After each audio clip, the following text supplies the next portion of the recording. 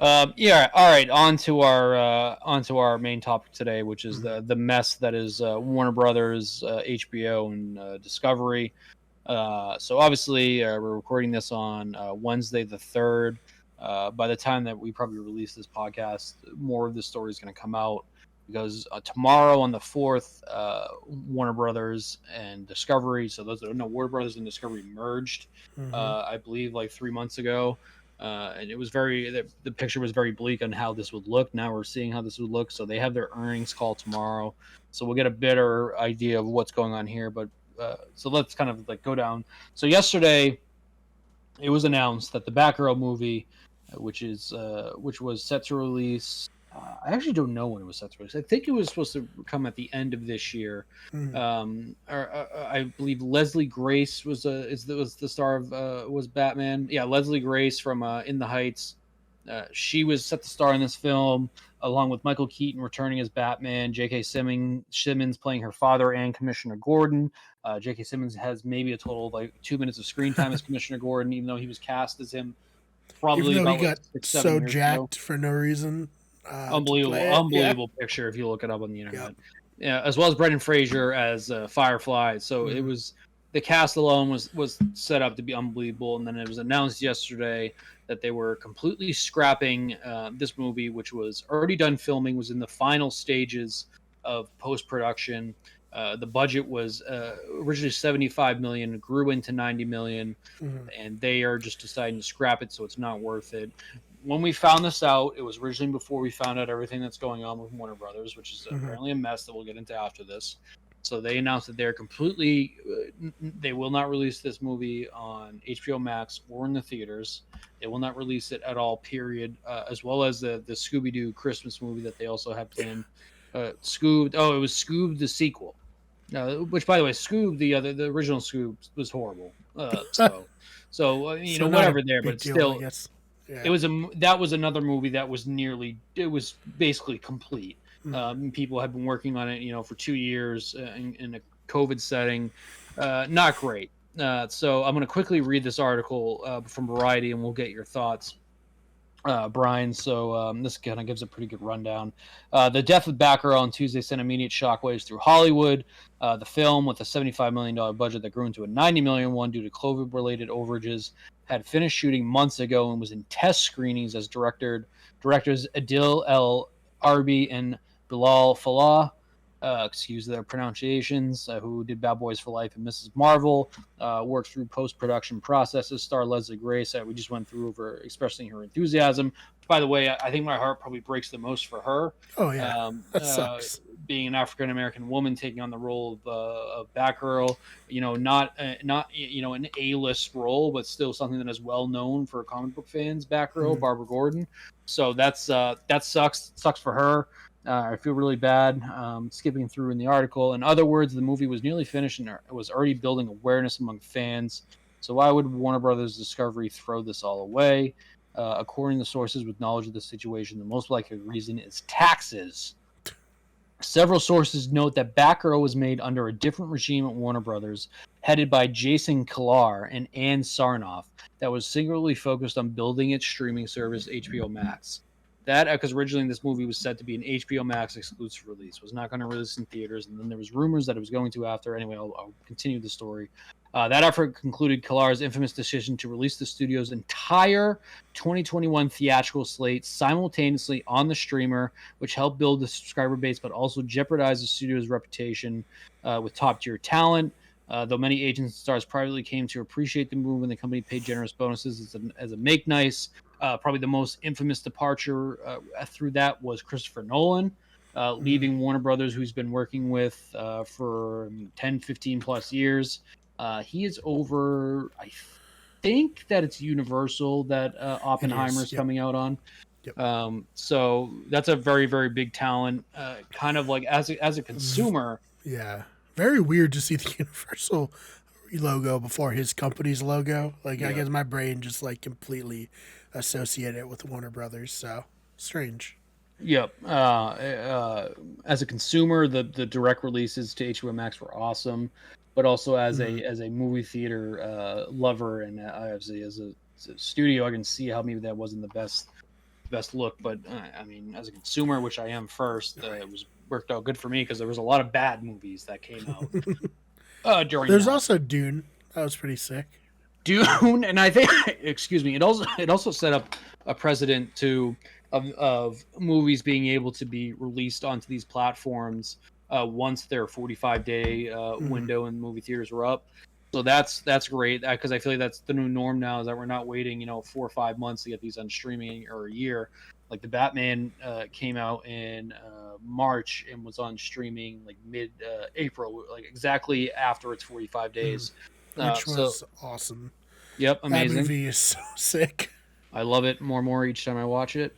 As we'll get into after this, the rest of the DC I do not feel the same about. Even before David Zaslav, who took the reins of the newly formed Warner Brothers Discovery as CEO this spring, the exec went on a well-publicized listening tour designed to repair the company's relationship with the creative community. As part of that effort, Zaslav, that's how I'm going to pronounce it from now on, has made no secret of reversing Killar's strategy and committing to releasing first-run feature films in theaters before putting them on HBO Max, which is a move I do agree with, in the sense that movies like Dune and Batman need to be in theaters first before anything else. Other shitty movies, like that awful Rami Malek, Denzel Washington, Jared Leto one.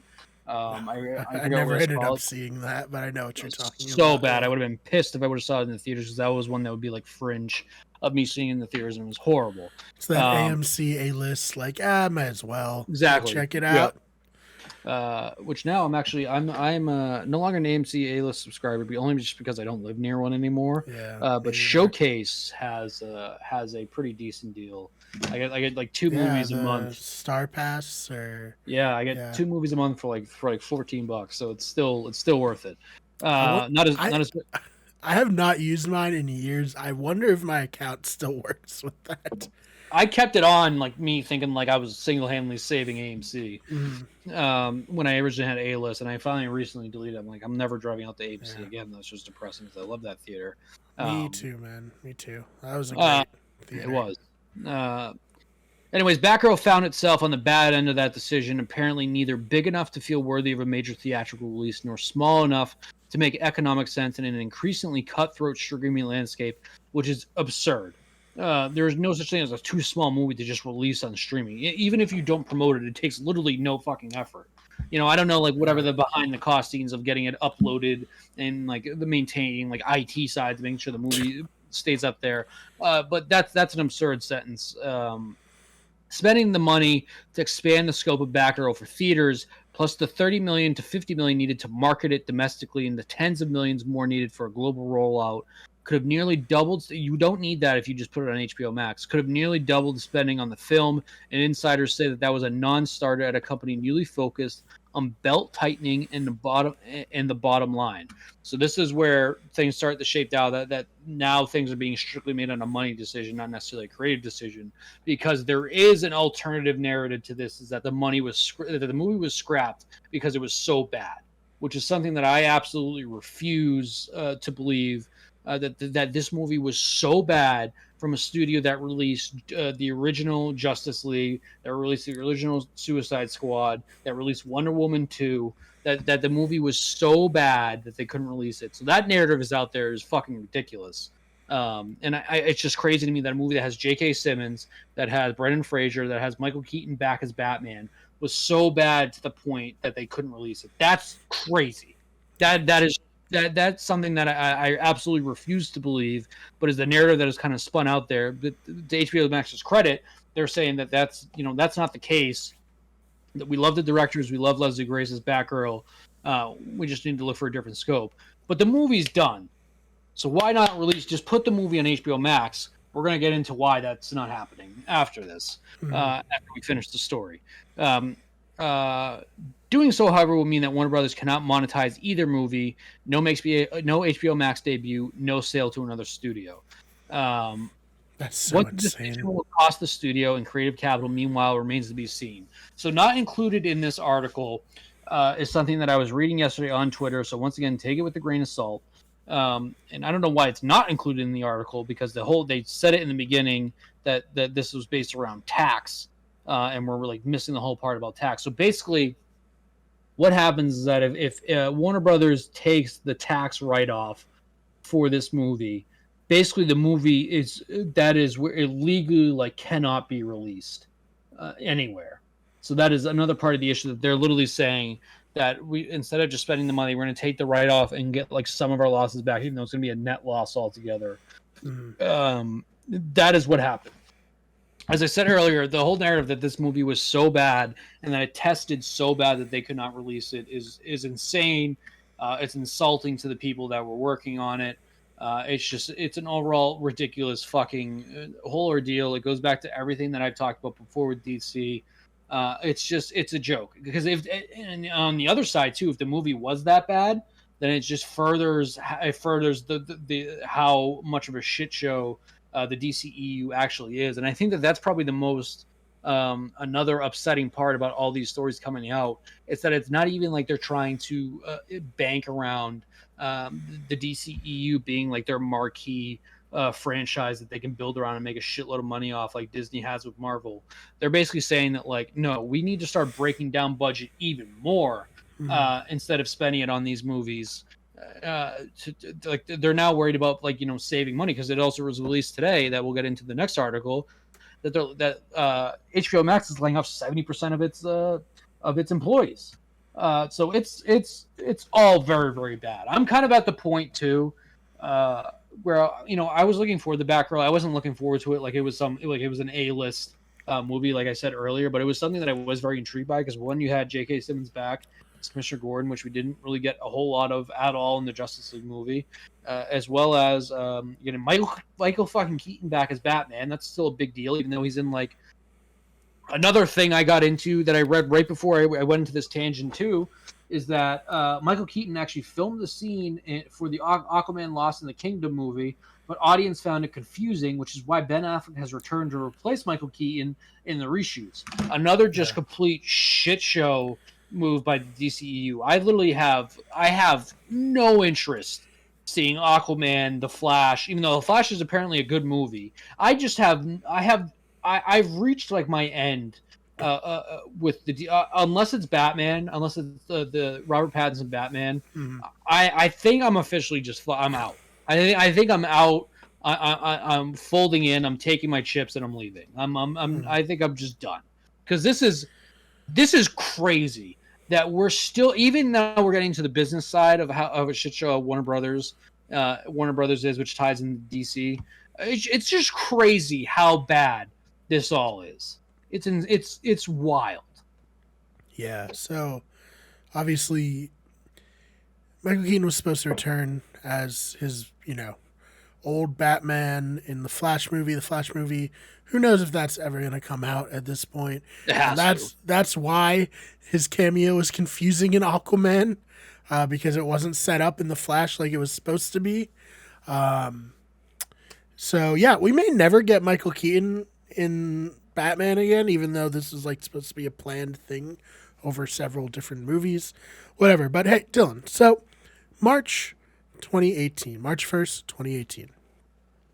On the main channel, We Could Get Everything, where we used to do Fake Nerds updates, and I hope one day we will do more Fake Nerds updates. We did a video titled, "Will We Ever Get a Batgirl Movie?"